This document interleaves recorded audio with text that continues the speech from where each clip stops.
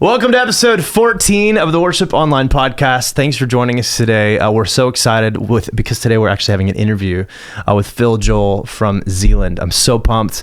Shaylin can't be with us today, but we are going to be still giving away that free annual subscription to Worship Online. All you have to do is go to worshiponline.com/podcast and put in your email address, get signed up, and then who knows? You could win. We've been giving away like a handful of them already. So, I mean, it's awesome. You could win very easily. So check it out. Check us out on iTunes and be sure to leave us a review on the podcast and also on YouTube as well. All right, let's roll the intro.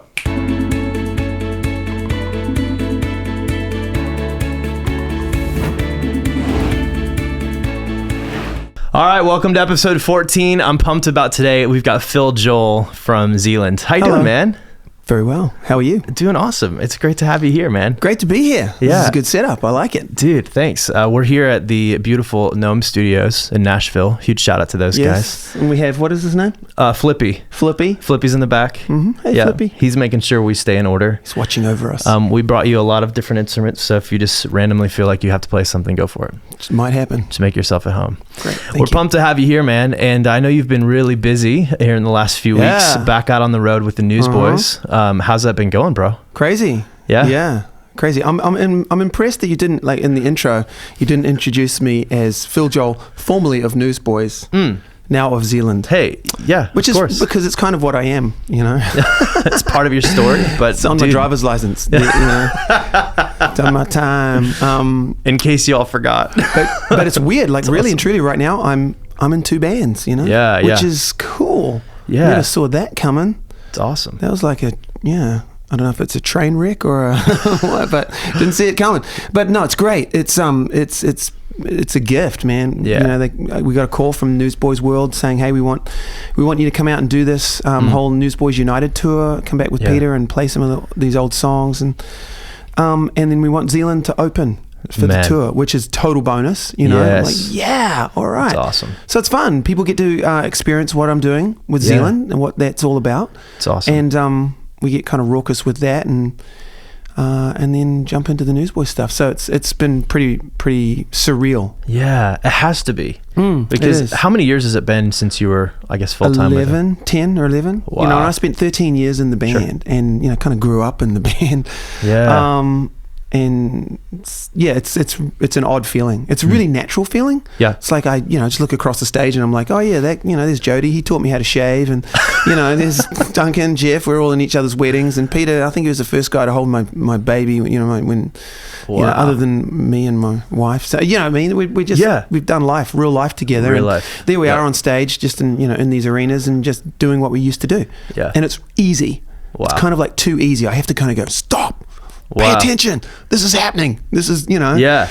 It's kind of odd. Just second nature just kind of comes back to you. Just kicks in. Wow. Yeah. That's amazing. Although my body doesn't enjoy it that much because there's a lot more jumping, you know. I'm sort of jumping around, having a blast, and like third show in, I tore a muscle in my calf. Oh my word. Yeah. It just about destroyed me, but bro. It's pretty fun. That's amazing. And it's cool that you're able to open with the Zealand stuff. Yeah. How's that been like, I guess, relating to the fans and going? It's going great. It's really fun because, you know, people are funny, you know, unless you're like on the radio or on the cover of magazines or something, they just think you're gone. You know, they think that you've been put in a road case and rolled off into the corner somewhere or something. Yeah, you know? yeah. Wow. I don't know what they think, but you know, I've just been, you know, since exiting Newsboys, I have just been going where I feel the Lord lead, you know, and just letting him just direct the path. And it's been pretty much under the radar, you know, until Zealand, really. I mean, Zealand, you know, got noticed by word, you know, and they're like, what are you doing? You know, we're kind of interested in this. And so now we have a record deal again, and which is kind of odd, you know, on the radio. Hopefully some churches are playing some of the things that we've penned, and it's pretty exciting. So this other component of being in front of these mad Newsboys fans is really cool. You know, it's like, hey, remember me? You know, this is what I've been doing. Wow. And let's worship together. Let's get zealous in this moment, because that's kind of what we're about. And that's cool. It seems to go down pretty well. Yeah, I love that, man. We talk a lot about I guess like just the heart of worship, obviously, on this podcast, and it's cool to see how you've been walking through this season of, and I know that like kind of play on words, but the whole United idea, the Newsboys United idea, because you've got these guys you grew up with, these guys that you've been on the road with, like, to where it's just second nature. You've got really a family, like a brotherhood, you know, that's been around for ages. But to have this new idea and this new thing God's just breathed on and given new ideas, new words, new songs, to be able to come in and to kind of have this nostalgia mixed with a whole new wave of movement of worship is really exciting. I think we're kind of rubbing off on each other, you know, in good ways. You know, they're sensing what we're doing and my excitement in fresh music and fresh expressions of worship and leading people into new places. And you know, I think that gets them jazzed. And then we're also like just inspired by the professionalism, you know, and the production and just the just the way that guys do things and hold themselves out there, and it's cool. It's cool. That's awesome. I feel like that word's really important. United. You know, I think about how much unity plays into the church and how important it is, and for you guys to really be on the cutting edge, out on the front in Christian music early on, trying new things, being creative, coming up with ideas that were really out of the box, and helping people think and digest music creatively. But to see how that's translated over the years into even the church and the creative version of the church, because when you guys were out on the road years ago, the church wasn't doing rock and roll music. No. At all. No. I mean, it was a lot more orchestral, or, you know, choirs, and we've talked about that, you know, and kind of the transition that took place. But now, I think unity is such a big part. It's massive. Like being able to not go at it in a competitive way, but to go arm in arm. We are worshiping the same God. We're all on the same team. Yeah, and I'm seeing that it's the unity thing. That kind of blindsided us a little bit. Actually, we didn't realize how important it was to people. Wow. You know, I don't think we understood that us being on the platform together again, enjoying each other, you know, there's no conflict there. We're just like, bro, you know, we're just doing this thing, and people seeing that is really a powerful expression. I think it is. We didn't know it. You know, we just thought, we're just gonna have fun, do this thing. Well, United was kind of a picture of we're just bringing in the old and the new together, right? But it meant so much more. It does, the fans. And especially in these days when there's such disunity and discord, and we see more division than we see unity. You know, and so when you see it, it's like it resonates with you just in your humanity, I think. And then of course you know, add our faith into it. It's a whole another, you know, powerful thing. It is powerful. So it's that kind of took us by surprise. But it's awesome. You know. What I'm also seeing too is, you know, we consider ourselves, and this is the sort of stuff you guys talk about on the podcast all the time, you know, where worship's come from, where it's going, and it's but it's there's like you just said, there's a non-competitive thing. We're all worshiping, and we're just doing it differently.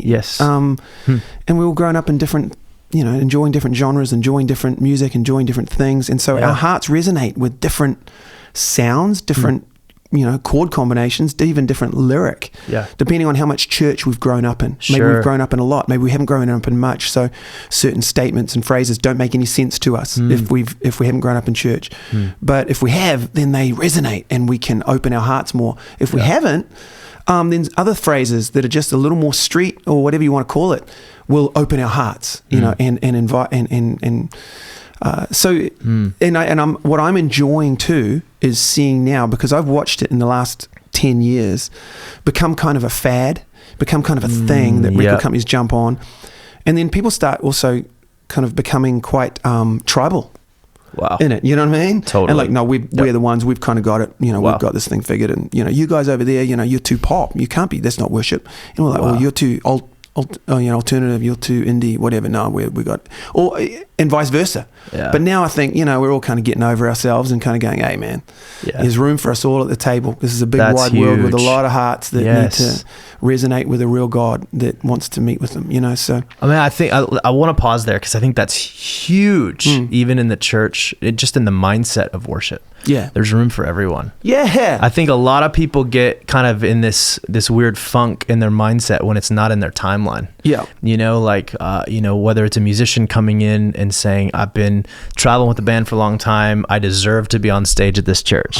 Or, I mean, we're taking this any level. I think that's such a big thing to realize is no matter what you've walked through, no matter where you've been, no matter what your experiences is, there's room for everybody. And time is really important.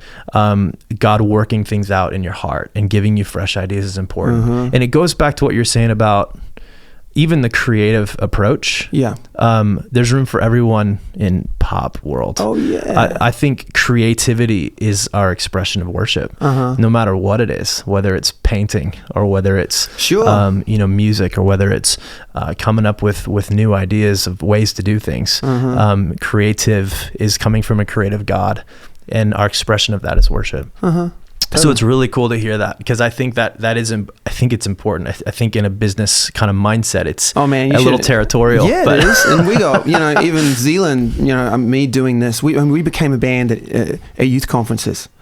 Really, people invited me to come lead worship, and then I'm like, yeah, game on, let's do it. And just fell in love with the idea of leading this next generation into, cool expressions and cool declarations and opening their hearts up to the reality of God and seeing them respond, right? That's what it's about, right? So I got super jazzed on that, and we kind of started writing, and we kind of became this band, But, and then, and it was funny, kind of early on, I kind of started hearing like things, from people going, well, Phil's trying to jump on this worship bandwagon or whatever, I'm like, well, what are you doing? What do you think I've been doing for 25 years anyway? Whether it's in a rock song or a pop song or whatever, it's still trying to remind people of who God is, his goodness and his grace. And that's so much of what worship is about, remembering. It's not like God forgets who he is. Wow. We forget. That's true, and so man. that's why we have to turn up on Sunday too and go, here we are. Wow. Yes, okay, I remember again. Okay, you're God, I'm not. You're faithful. I'm kind of marginally faithful at different points, and you are good, and you have good things for your kids, and okay, I can trust you. Yeah, I remember now. We breathe deep, and we walk out of that place standing a little bit taller and ready to, carry that worship out through the week. Let's hope, right. So it's it's an interesting tag to put worship on it. And actually this last record that we just made, we were Zealand Worship, and now we're just calling ourselves Zealand. We're actually kind of like, let's not box ourselves in here, but but it is who we are. But it's worship's the foundation of who we all are. So no matter what your artistic expression is, it's not necessarily a genre. It's just an expression. Totally. And I think that it's really easy to get those lines confused, or especially in the church. But it's all our creative expression, and I love that. I love what you're doing. I love that you're branching out, and I love that it's being accepted, digested. So let's go back a few years and just talk about kind of how you got started. I mean, you talked about the Newsboys being kind of how you grew up, but how did you get started in music? What did that look like for you? Well, I was, I grew up in New Zealand, where I'm from. I was adopted as a baby. It is pertinent to our conversation, and that when you're adopted, you're kind of always looking for the thing that you're into, that resonates with me. And because my brothers and my dad, they were right into cars and stuff, like muscle cars and just working on the, cleaning carburetors and doing stuff, which is cool. But and I tried, but it just didn't kind of resonate with me, And then someone gave me a guitar, an uncle actually, and I was like, oh yeah, this is cool. Okay, I like this. And so I just sort of followed it, and followed it. I'd given my life to the Lord at a certain point at a young age, and then I started discovering different bands that were sort of reinforcing my faith, and helping, and especially the passionate ones, guys like Keith Green was great, then there were like power punk bands like Altar Boys and Undercover and some of that stuff that was just cool, and it resonated with me. These guys just yelling and screaming about God in a cool way, you know? Yeah. And it was passionate. Yeah, so I don't know. I just went from there. I started a band down in New Zealand, and New Zealand is so small. There are 3.5, 4 million people down there, you know. So if you're going to be in a band, you better be good, you know, or someone's going to throw something at you, and you just have to play anywhere and everywhere you can. So we did. We just played in bars, and we played at youth groups, and then we played, you know, parties, and we played wherever we could, and sort of got a name for ourselves down there. And then Newsboys came down one year, and they wanted us to open up for them.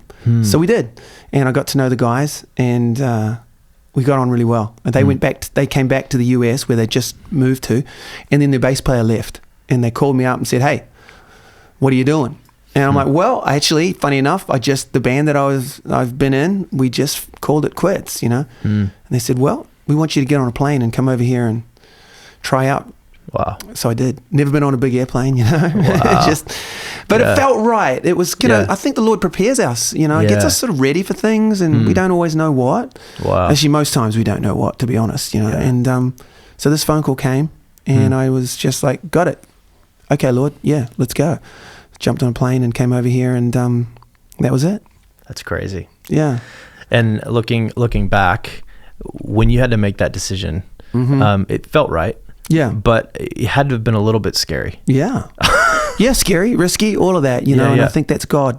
He's such a risky God. You know, he's risky with us, you know, he's risky in creating human beings, you know, with a free will. Yeah. Wildly risky. Wow.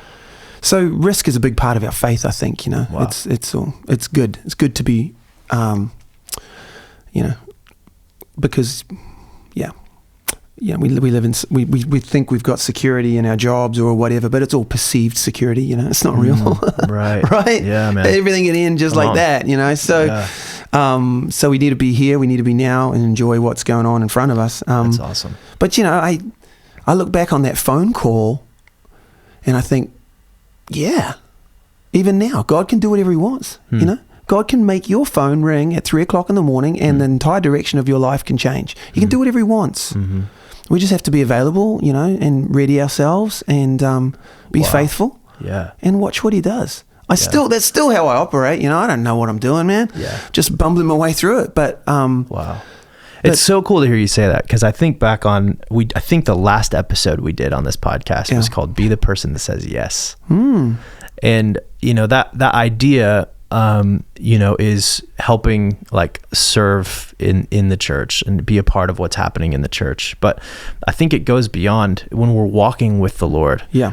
Being the guy that says yes. Because I think we get those promptings or those phone calls or those things that happen where you're like, I don't really know. It's a little scary. It's a little tricky. It doesn't go in line with my school schedule or my job schedule or my family schedule right now. So I don't know if I should say yes to that. But I think that there's something really important when we're walking with God and when we're trying to stay faithful, we're trying to see what he's working behind the scenes. When an opportunity comes like that, and really, I guess when God asks us of something, or when he's like, hey, this is what I have for you. Yeah. And oftentimes it's like, hey, I'm asking you to lay something down. Leave it alone. The season's over. Wow. You know, step away.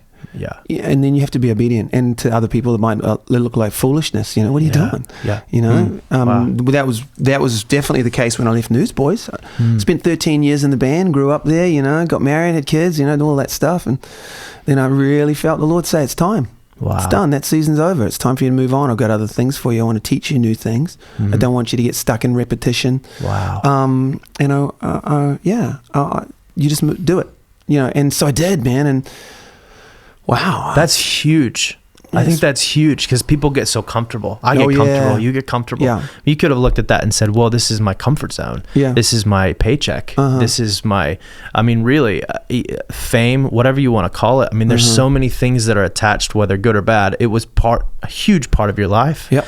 So to lay all that down says a lot about your faith. It says a lot about your journey with God. It's life, though, isn't it? Life is a series of deaths and resurrections. And things have to die so that new things can come and grow. And so true. I want to keep going. I want to keep going and growing, awesome. Flowing in what the Lord has for us, for me and my wife, my family, my ministry, if you want to call it that. Why not? Yeah. Why not? One of my favorite verses is Jeremiah 17:7-8, the 2 verses, is blessed is the man who trusts in the Lord, whose hope is in him, because he'll be like a tree planted by the river with his roots running deep. And when the heat comes, he won't be afraid. In the year of drought, he won't be anxious, but rather his leaves will get greener and he'll bear much fruit. That's good, man. Yeah. That's really good. That just means that we can get fresher and bear more fruit as we even get older. I don't want to become a grumpy, cantankerous old crust, Well, I mean, biblically, we're meant to become more fruitful, more loving, more peaceful, more patient, We've got to watch out, man. You watch too much Fox News, you become grumpy, it's all falling apart. Yeah. But we should become fresher, and we should be allowing conduits of getting that good stuff from God so we can give it. Yes, and that's what he does with us. Yeah. That's what he does with us. Yeah, and you know those people, you meet them sometimes, these older people too, and you go, wow, what are you doing? And they're just in the flow of what God has for them. Yeah. And they're just moving in it. And awesome. They're in it, and they're getting it, and they're giving it, Yes. And those people are usually, people who are getting led through seasons, and you watch back through their lives, you go, wow, you've gone through that and this and that, and I guarantee they've gone through a whole bunch of risk and a whole bunch of misunderstanding too from people around them. But they're in the zone of what the Lord has for them. Wow. Yeah. So that's the goal, I think, isn't it? Stay in the zone, in the flow of what the Holy Spirit has. So if you're talking, it's cool because this goes so many different directions, because you've been out on the road, you've been getting some feedback on this record, your live performance. Yeah. Talk a little bit about that, because obviously going with that flow is seeing how it's relating to people. And you, right before we started this interview, you're talking about how it's kind of giving you some new ideas and new creative ideas. What's that looking like right now? Yeah. Well, I think I've just, before I headed out on the tour, a friend of mine said to me, hey, you got one job out there. That's to guard your heart and stay who you are. I'm like, whoa, okay. Yeah, cool. And I have. And it's been, because there's a lot of bait out there, sure. Kind of, you're on this big platform again and, and I don't know, whatever. And so, to guard your heart, to be who you are. And so in also in thinking that way, you have to think that way too in the creative process, And so with this record we just put out, it's called Liberated. And at a certain point in the process, I kind of got just liberated, man. I got free, I just, because I was trying to make a record that I wasn't meant to make.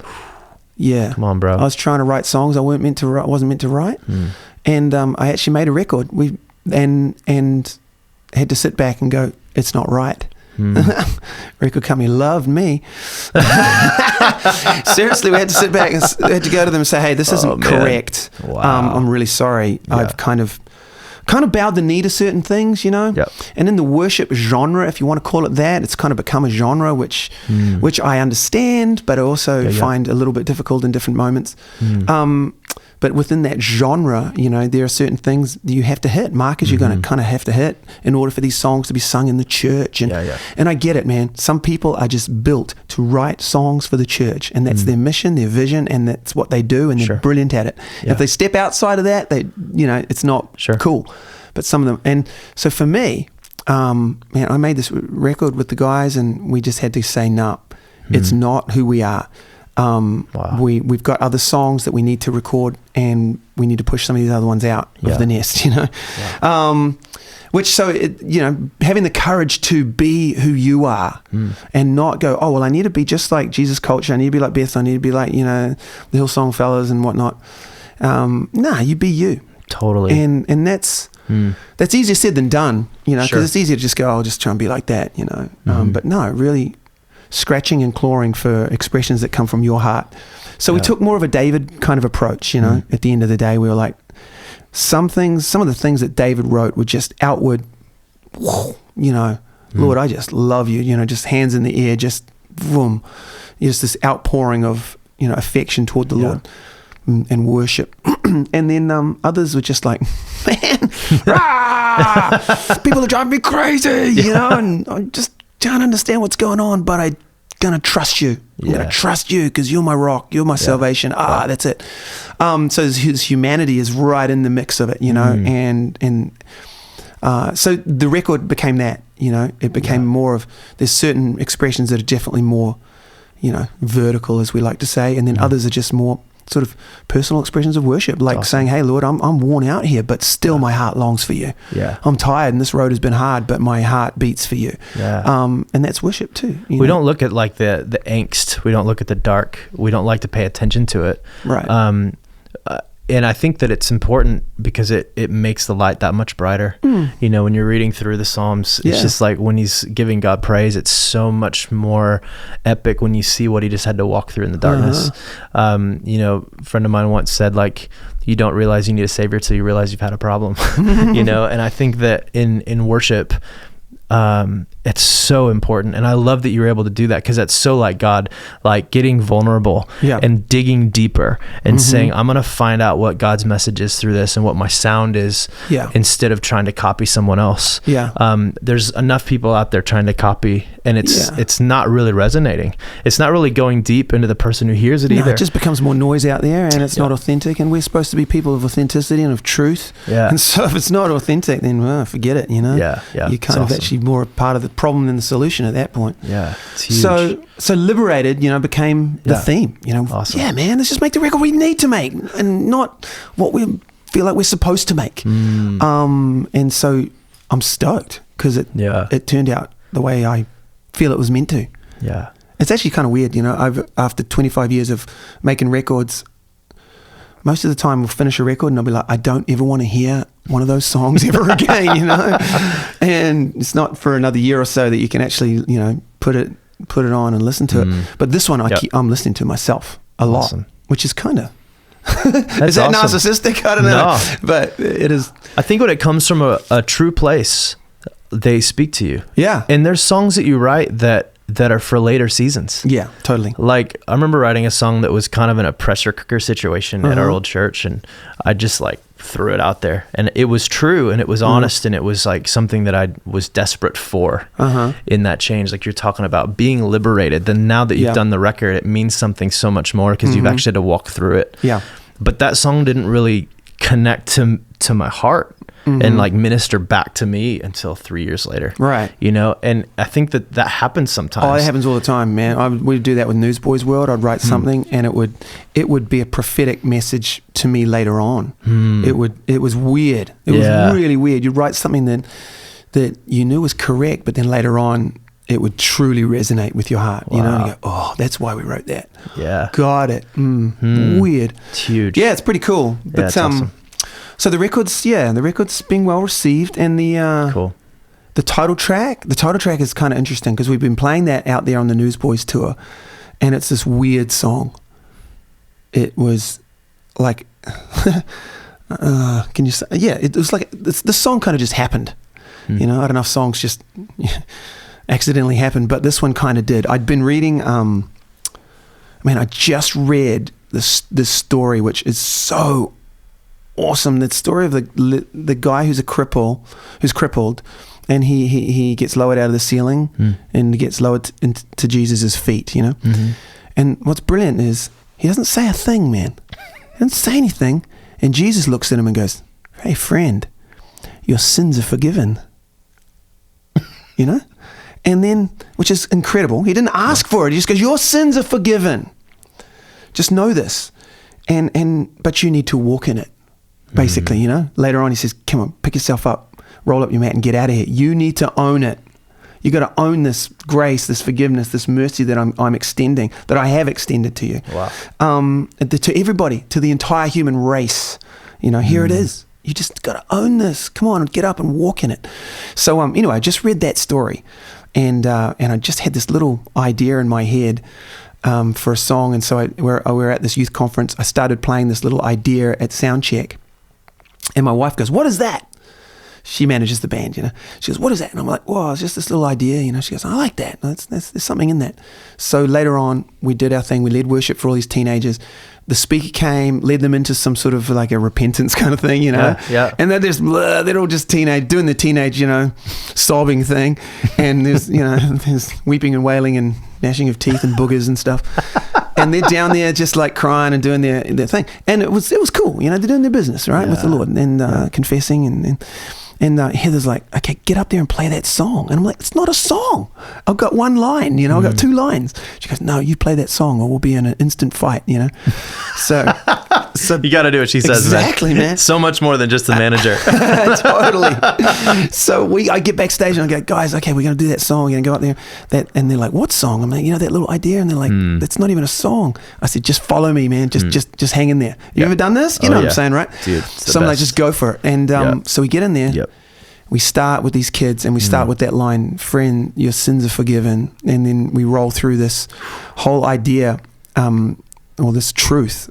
And by the end of the song, me and all of these kids are just like 4 on the floor dancing, just like, you know, just proclaiming liberation, you know, we're liberated. Awesome, and man. it was just so fun. Yeah. And so we went back in the studio and like, how do we try and recapture that? And so we did, you know, which is pretty fun. That's amazing, man. So it's pretty cool. cool. I love that it came from that moment. Yeah. We've talked about that too, of just when songs come to you in those flow moments where you really have no idea what's going to happen. You don't, like, it could become a train wreck, but you have to step into it. And, you know, I think that's part of what you said, owning it. Yeah. It's part of getting into that place of, even if it falls apart, we're going to be faithful with this and we're going to step into this and see what happens. Whoa. And then when it connects that way, it ministers to you just as much as them. I mean, it's just, there's no real barrier between the stage and the people. We're all in this together. We're all worshiping together. And man, that sounds amazing. So the record came out, what, 3 weeks ago? 3 weeks, I think. Yeah. Wow. Yeah, I think. All right, you got to check it out. Check it out. Liberated. Yeah. It's amazing. And so being out on the road then, you've seen how this is connected with people. And it's cool. People, you know, Newsboys world, it's just a massive machine. It's just awesome. You know, you got lasers and wow, it's like a woolly mammoth beast, you know. It's so fun. It's so cool. So we're just out front, you know, we do 20 minutes and we just, you know, just bash our way through it and just enjoy ourselves. And hopefully, you know, and Liberated is the last song we do, and we lead people into that, saying, "Hey, man, tonight's the night." You know, you can be one of those nights you look back on and go, "That was the night I was kind of cast off some of that stuff." Like Hebrews 12, you know, I just pushed aside the things that ensnared and, you know, just determined, that sin that's entangling, we're out of here. Yeah. And we're going to run, you know. And awesome. Tonight can be the catalyst night where you look back and go, "That was the night I got free and stayed free," you know. Yeah. So that's resonating with people because a lot of people have kind of got shackles around their ankles these days, you know, whether it's addiction or whether it's, you know, past shame and regret or fear of the future. You know, it holds people down. It gets their claws in them. And so people need to get free. It's available, you know. It is. Pick yourself up. You can walk a free man. It's right there. Just own it. It's just own it. And so people are going to our table and buying the music too. So that to me means it's connecting and something's happening, you know. Awesome. So that's kind of nice. Well, go check it out. If you're watching this, listening to this, go check it out because you know it's come from a real place. And you've heard the heart here. And I'm so thankful, Phil, for you taking a second and just being real with us and opening up and talking about this because it's evident that this is just how you're walking. This is kind of the journey God's taken you on. And this has come from a raw place. And I just want to affirm you in that, man, because it's evident, like guarding your heart and being yourself is just coming through, and that is going to connect with people because that's what people need. You know, whether you're an artist or just a person, a friend, you know, people need real, people need authentic. You know what I'm talking about. They do. That's a big deal. It's a big deal to me. Real, authentic relationship too. And you know, I don't know if you know this, but one of the big things that we don't do as a band is social media. We just don't do it. Wow. We believe that it takes more than it gives, and it dilutes real relationship. Wow. And real authentic connection with people and with God. Yeah. Because we're hearing too many voices from all other directions, and we're not hearing the one voice. And we're really looking for it. Yeah. Yeah, Wow. we are, and we're looking for three things. We all want the same stuff. We want to be seen and understood and liked. Right? Wow. We're born with that. I think it's okay, and God's put that in us, but He's put it in us because He's the only one that can fulfill it. That's exactly right. We've man. got to get that from Him. We've got to understand that He sees us and He gets us and He actually likes us. Yeah. I like you, and man, He'll affirm that in us if we walk with Him. Yeah, and as we get ourselves full on that, then we can give too, But if we're trying to get that from other little avenues, they just end up taking, over-promising, under-delivering, and we end up breathing shallow. So, I don't know, that's definitely something that we, as a band, it's kind of a little flag we wave, and we say, hey, you don't have to do some of the things that you feel culture telling you to do. You have to do. You don't have to open that account. You don't need that app. You don't need to engage in these activities, even though it's very prevalent, and our fear is that we're gonna lose touch or something, but the Bible says, hey, don't, what good is it if you gain the whole world but lose your soul? And I think that's a big thing these days. I think we're becoming kind of soulless in a lot of ways because we're not connecting with God and with one another in real, rich, true, authentic ways. Wow. So anyway, that's kind of I guess that's a little soapbox that I probably it's huge. Jumped on. It's funny you say that because just a few weeks ago, we kind of walked through this fast with our church, and I took 3 weeks to completely fast like social media, and it was mind-blowing. Wow. How my eyes just kind of opened back up, because it's really, it can become an addiction. Oh, sure. And you are so focused on your phone and not right, like who's right in front of you or the situations that are right here. Yeah. And it was so eye-opening. And so I love that you said that, because I think that that's really important as we are walking through who we are, who God is in us to the people that are around us, and how you're able to receive from Him and then have that output. It's massive. Yeah. So, man, Phil, thank you so much. This has been huge. Well, thanks for having me. This is fun. Oh, it's awesome. Before we wrap up, I just want to ask if you could talk to maybe a young musician who's involved in their church. That's really kind of the really who's listening to these podcasts as musicians, people that are trying to learn and engage and go deeper and understanding in the church. If you're talking to a younger musician, maybe what are a couple words of advice you might give to them as they're serving in church or wanting to serve in church or become a better musician? Yeah.